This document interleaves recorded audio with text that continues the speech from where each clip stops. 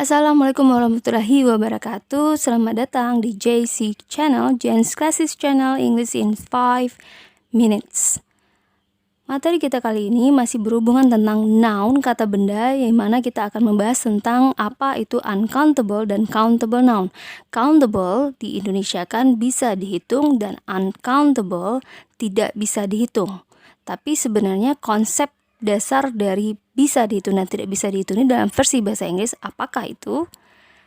Ketika kita bertanya how many, maka jawabannya pastinya adalah countable noun. Dan how much, maka jawabannya pastinya uncountable noun. Maka kata benda setelah how many haruslah countable. Contohnya shoes. Shoes adalah countable noun, benda yang bisa kita hitung. Sementara uncountable seperti how much setelahnya harus diikuti oleh uncountable, contohnya money. Money adalah uncountable.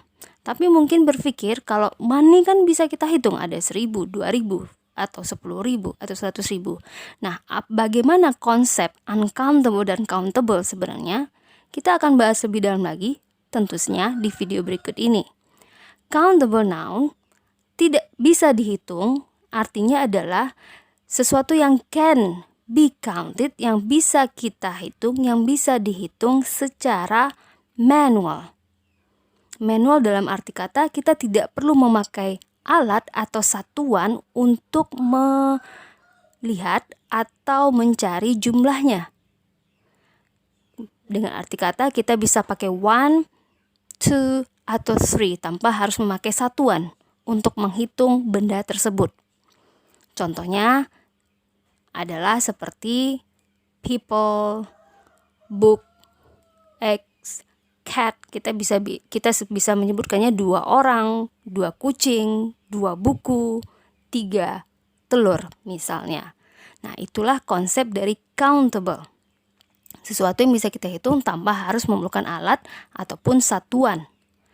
Yang kedua, uncountable, tidak bisa dihitung, adalah sesuatu yang cannot be counted, yang tidak bisa dihitungnya secara manual. Dia bisa dihitung, tapi kalau mau menghitungnya kita harus menggunakan alat atau satuan.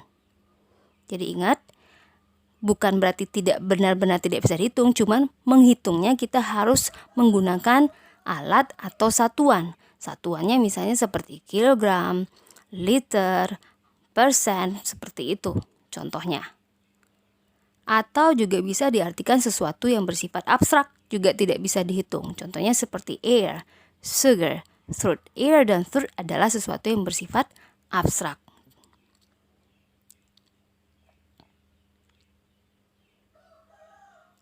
Contoh lain dari si uncountable ini bisa kita bagi menjadi beberapa grup. Yang pertama adalah food. Seperti rice, sugar, butirannya, itu kan tidak mungkin kita hitung persatuan. Kita harus menggunakan suatu alat untuk menghitungnya. Fluid, kemudian raw materials, gases, kemudian ada general, dan kemudian juga ada yang namanya abstract noun dan berupa grup. Ini semua adalah uncountable. Sesuatu yang dihitung menggunakan alat, satuan, atau sesuatu yang bersifat kasat mata atau abstrak. Semoga bisa dipahami. Untuk bisa lebih paham, lihat lagi video kita yang berhubungan dengan unusual uncountable. Jadi ada uncountable itu yang bentuknya tidak biasa. Thanks for watching. Assalamualaikum warahmatullahi wabarakatuh.